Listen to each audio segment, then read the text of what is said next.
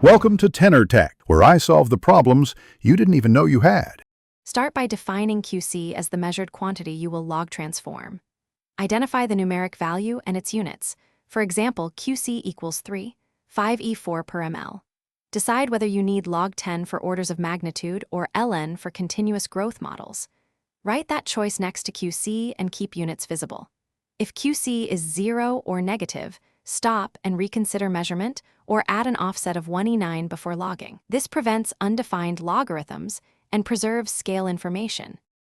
Next, compute the logarithm using your chosen base.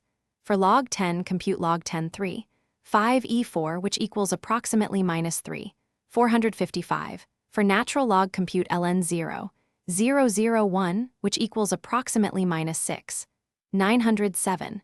Use a calculator or software with sufficient precision, for example 4 to 6 significant figures. Round your final result consistently, for instance to 3 decimals.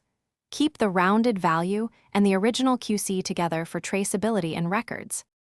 Finally, adjust and interpret the logged QC result in context of your analysis. A negative log 10 like minus 3, 455 indicates QC around 10.3. 455, meaning small magnitude relative to 1. If you added an offset, subtract log 10, offset, to recover a comparable baseline result.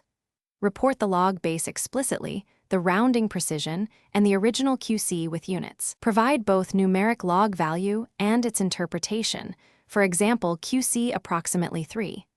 5e4 corresponding to log 10, QC approximately 3. 455. Thanks for watching. Subscribe to keep your life in tune.